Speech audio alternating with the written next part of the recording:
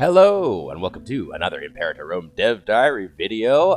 Today is Monday, and therefore we have another Dev Diary from the team over at Imperator Rome. This one is 106, and it is another Dev Diary on UI and how things are. So, let's just get to reading, huh? Good day, Giroro here. Okay, so Giroro, and I apologize again if I'm mispronouncing that. I did probably last time also mispronounce it. Last time that she led a dev diary was 102, I think. Oh yeah, right here. Okay, so a few weeks back, Giroro unleashed upon the world the UI and UX rework, and that's you can check out my video on that. That's pinned in the upper right corner, and yeah, take a look at that. And also, you know, it's good to see that there's some continuity here, and that there's more to share on this big UI overhaul that we've been clamoring for. We still have things to do before we can call it finished, but it's starting to come together. Since the last time I posted, we've polished and refined the UIs and their components. So if you look closely and closelier, you'll notice some differences from last time. Personally, I have a pet peeve about alignment and spacing in UIs, or lack thereof, so I'm trying to set aside time for polish too. Does that mean that there's some weird spacing that she was unhappy with? Maybe. Okay. It's been really cool to read your comments on my previous Dev Diary 102, because it turns out most of your feedback matches well with what's currently on my to-do list. Fantastic. So, today I'm going back again to share some UIs. First up, we have some new additions to the nation overview. Okay, so we've already seen this, a previous iteration of this. In fact, I could pull that up right now. Now, let's take a look and see if we can spot any differences, like where's Waldo? Okay, right away, of course, you notice some aesthetic things like the X has been changed from black to white, which is fine with me. Okay, we have nation decisions and provinces here, and now it's only decisions. And so the provinces tab has been moved from the nation overview to somewhere else, which is interesting. So they've decided to dedicate more space to this tab, the Decisions tab, which originally wasn't even in the Nation Overview screen at all, right? They moved it in here as part of an update, and yeah, this looks great. And let's see, enable alert for decision. Okay, so they have this in CK3, and they have it in other Paradox games where, so if you want to like switch your government from, say you have a theocratic monarchy here, and then you fulfill the requirements to become a plutocratic monarchy or a stratocratic monarchy, and you don't want to. You want to keep your theocratic monarchy, but the game thinks that, well, hey, you have fulfilled these requirements, and therefore you probably want to be notified that you can take this decision because it might advance your agenda or your cause or, you know, whatever. But in reality, you don't want it. It's just spam to you. You want to get rid of it. So now they've allowed for this button, enable alert for a decision, and you can just turn that off. And another thing I want to point out, I guess there are no more decisions here that we can sort of see, but I just want to reiterate how cool it is that they are sort of redoing decisions and making them more integrated with your day-to-day strategy of your campaign. Like this here, secure Antigonid position, has to do with that initial mission, that initial thing that you have to do as Antigonus, which is conquer Corinth, or Corinthos. Otherwise, if Antigonus dies and Demetrius takes over, and you haven't conquered Corinthos, your empire is just going to fall apart, right? And that is now articulated in a decision here, instead of just... it's integrated in multiple ways, which I think is great, sort of streamlined. Okay, so that's 106. Let's go back here and see if we can spot any more differences. The Provinces tab is gone. And what else do we have? I mean, just some aesthetic stuff. All right, we have this Management tab here. I don't know what that does yet. I guess we'll have to keep reading. So the Provinces tab is gone, and it's just Decisions. The Overview tab remains. This area becomes Overview, and then there's another tab for Management here. Which is interesting. Very interesting. But all the other information stays the same.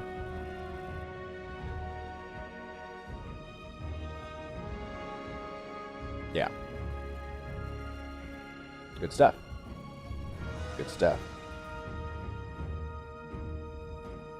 Okay, let's keep reading. You've seen this UI before, right? But here's what's new. But what's new here is that you can enable or disable the alerts for individual national decisions now, nation decisions now. Yeah, right. This is something I wanted to add for quite some time now, so it's great to have it in. Some of the decisions you simply care a little less about, right? Now you can toggle them on or off as you please. Exactly. So here we have, yeah, I get it. I totally get it. Wait a minute. Now I do notice something here. I do notice another thing. Right here, this says aristocratic monarchy. This is in 102. Okay, that's a good piece of information. I was looking for that when I was trying to talk about this picture. When I was trying to talk about the other types of monarchy, I was looking for the type of monarchy that this one is, and I don't see it here anymore. Did they take it away? That would be dumb. That would be the wrong decision here. I would like very much to have this back, this aristocratic monarchy. I hope that they put it back. I mean, it seems like they've changed this banner here from aristocratic monarchy decisions. Anyway, give us the current government type back on the nation overview screen, please. Perhaps it's in the management tab. I don't know. Let's keep reading. Okay, nation overview. So here is the management tab. Oh, I see. So the provinces tab from 102 has now been tucked away into more layers of stuff. Okay, this provinces tab here in 102, and then we go back over to 106. It's here, and we're not even highlighted on it. We're highlighted on the governorships, and that's a new category. That is a new category. So governorships are multiple provinces. Here we have the example of the province of Asia, which includes 5 provinces and only one governor, right? Only one governor for 5 provinces, and this is good. I've never seen the governorships called as such and grouped together as such, and I'm glad we're going to be able to visualize exactly what makes up a governorship, because it's they're sort of more important than the province. I know you can set trade routes and policies in provinces, but your governorships matter more because the governor, the person running it, matters more. So his loyalty, his or her loyalty, and his or her relation to your ruler really matters. And considering that there are 5 provinces in a governorship, well, not always 5, but there are multiple provinces. Yeah, this entity, I would argue, is more important than the individual province level. Okay, so in addition, they have the amount of cash that they're making per month and the amount of pops. So the region of Greece. Okay, well, So as the Antigonids, I'm guessing that because the Antigonids don't hold much in Greece, they only make this much, then they have this many pops. It's not like they hold all of Greece, right? So there we go. That's pretty cool. And then here we have the Asia province dropped down for us to see more closely. And here we have the capital province. Oh, you can tell because of this little icon here, as well as our man Antigonus. And this one makes the most money, but does not have the most pops. Cilicia does, and Phrygia has even more. So that's interesting. It's very interesting. I like that they have this information here. They could possibly, maybe, add a bit more, although we don't want clutter. Alright, let's keep going. Previously, you've seen the nation overview with provinces as a list at the bottom of the view. We made it into its own tab called Management for now. Yeah, I'm not huge on this word management, but whatever, it's a placeholder. I think going with localities or something might be better. But whatever, it's a placeholder word and it's not that important. Let's keep going. More space for provinces was definitely needed. Yeah, it was. There's a lot of information there and it matters a lot. And I'm really glad that they created a separate category for governorships. In the Province Management tab, you might notice there are 2 ways of viewing your provinces now. The regular provinces list as well as grouped by governorships. Yep. Grouping by governorship makes a lot of sense, but one problem is that you wouldn't be able to sort as freely on province level this way. We are exploring how it feels. For now, we have both lists available. That's interesting. So we have the governorships tab, governorships list open, which I had just discussed, and then we have the provinces tab right next to it, which of course we can't see immediately. So they give you two choices here. Like, if you want to sort the individual provinces, like you don't want you want to see Lydia on its own. You don't care that it's a province in the governorship of Asia. You can go over to this tab and you can zoom in even further. So these are like zoom levels, right? So you can zoom in on a governorship and then zoom in even further on the individual provinces within a certain given governorship. Very cool, and they definitely make it sound like WIP, work in progress. So we'll see how that goes. And this is the most placeholdery word ever. Okay, let's keep going. Next up is a little something in the macro builder. Cool. All right, before we scroll down, the macro builder is one of the universally despised UI elements of this game. Personally, I don't have strong feelings about it. I don't think it's great. I don't hate it. It does its job more or less. I've learned how to use it. But hey, it can always be improved. So let's see what they've done with the macro builder. Okay. This is interesting. So okay. So now it's got a bunch of tabs. It's got all the same tabs as you would if you go into the city, right? So they have all of the separate tabs for navy and trade and building slots, and it's very interesting. They have fort level here. I'm not sure what this is. So it looks like they just they're letting you do more, and they're sort of making it uniform in the macro builder to the city. Just to simplify and streamline things. I like it. It's a good UI change, and that's what we're talking about here. I see. Okay.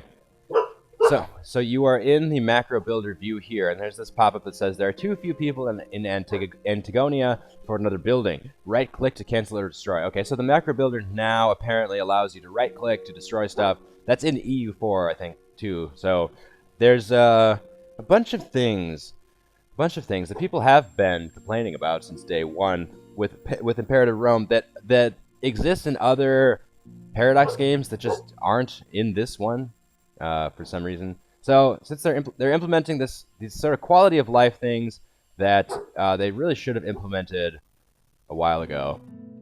But hey, I'm not here to complain. This is good stuff. I'm very happy. Thank you, Giroro.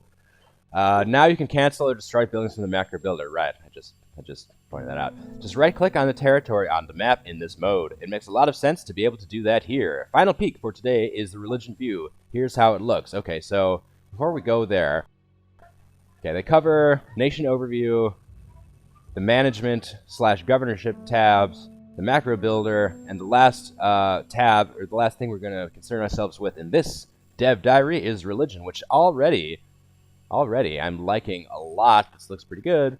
They're going to two tabs. And there's art. Okay, let's not get ahead of ourselves. All right, final peek for today is religion view. Here's how it looks. I'm digging this. So currently you have like 2x2 up here. You have the deity of war next to the deity of economy, I think, and then culture, fertility. I don't know which order they're in, but they're sort of stacked 2x2, and this way now they have some associated art next to them, and the art looks great, I have to say. Now all three of these are the same art. Is that because they're Egyptian? Okay, so I'm not sure if there's like a cultural connection here. So they're all level 2. That's not what the difference is.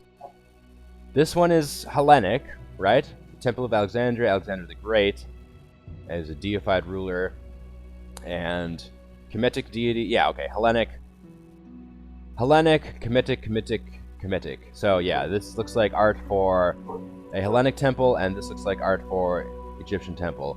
And they've given more prominence to these treasures, right? Crocodile of Crocodilopolis. This great crocodile, Sochis, was once the sacred animal of the city of Crocodilopolis in the Fayum area. After a lifetime of reverence, it was mummified and papyri for posterity. Currently in Ptolemais Eugertis. Okay, forgive my pronunciation. Okay, so we've been Antigonus for all of this Dev Diary, but now we switch over to Egypt. And Ptolemaic Egypt and Ptolemy's pantheon here, which is all Egyptian gods except for the man himself, Alexander the Great. And now this is a really small thing. This is a really small thing, but I really like it. This is the type of flavor, that sort of intangible thing that helps integrate you with the world that Paradox is trying to build in the campaign. I think this is, as far as immersion goes, this is fantastic. You know, I would want to protect the crocodile of Crocodilopolis because it's funny. This is funny. I mean, is this the origin of the word? I don't know. But once you have the idea that these treasures are to give you more than just buffs, like the city building slots +2, obviously it's good. You know, that's why you have the treasure, and that's going to remain the primary incentive. But the opportunities for roleplay, for immersion, for flavor, this sort of thing where it gives you like a sentimental incentive to build your empire and form your own identity, right? So you want the building slots, but the best strategy games have you going after this.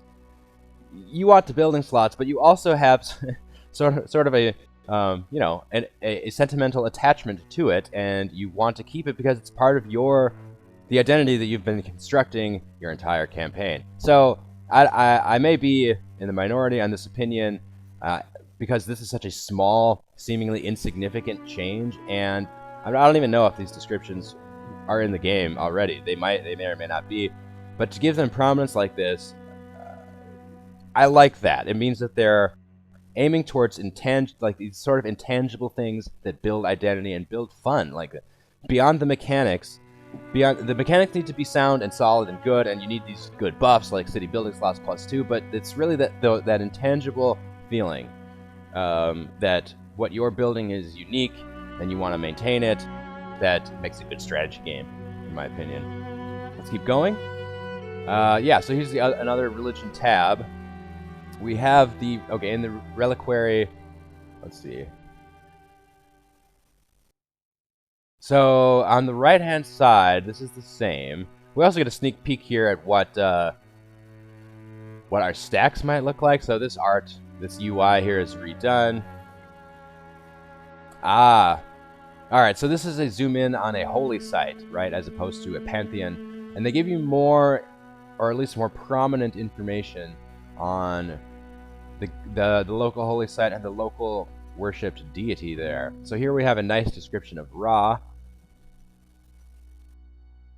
Yeah, what we really want to do in this game, I think, to make it better, is just to tie in all of its existing elements, like Ra and the Egyptian pantheon, which is an overwhelming. If you've ever studied the Egyptian pantheon, it's so cool, and they have it in this game, and it's just sitting around doing nothing, basically. So you have all of these cool elements. If you could just mix them up and let players use them in a way that really brings them to life. I know that's probably a very difficult thing for a game developer or studio to do, but everything worth doing is difficult, right? So I really hope that they can take advantage of this, because it's really cool. I like the new prominence of these sort of elements. Alright, but it is just a UI rework, so there's a lot more to look forward to. Oh yeah, that's right, there's this art. We are letting the descriptions of 4 treasures and deities take up more space, which makes me so happy. Hey, me too, Jiroro. More of that flavor. That's what I was just saying. We're also adding different images depending on the tier of the holy site. Tier is based on territory rank, just like before, and place them as background images in the UI.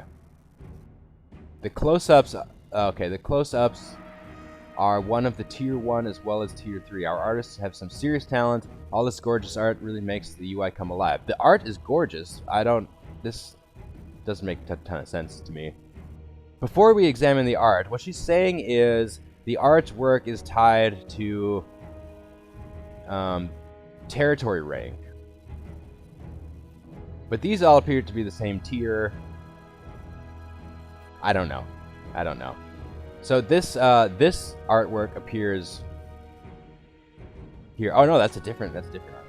Okay, so these art pieces are not at all connected to this up here. Okay, never mind. You know what I'm saying? So I don't actually see them implemented anywhere, but we can admire them certainly. This looks very druidic. And this looks very Hellenic. I can't click on it. Great. That's all from me this time around. Have a great week, everyone, and talk to you soon. Jiroro. All right, Jiroro. Well, that was fantastic. I like these changes quite a bit.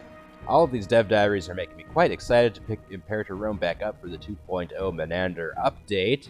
And yeah, UI is great. Jiroro clearly is committed to this, knows what she's doing. There's not a lot in the way of mechanics in this dev diary, but there is some great UI stuff, which I think we can all be excited about. And I'm looking forward to learning more about 2.0 in the upcoming dev diaries. And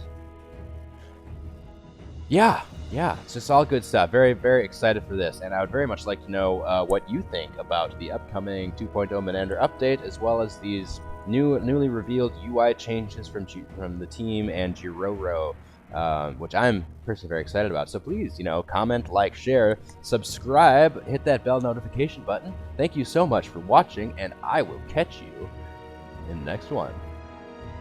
Bye-bye.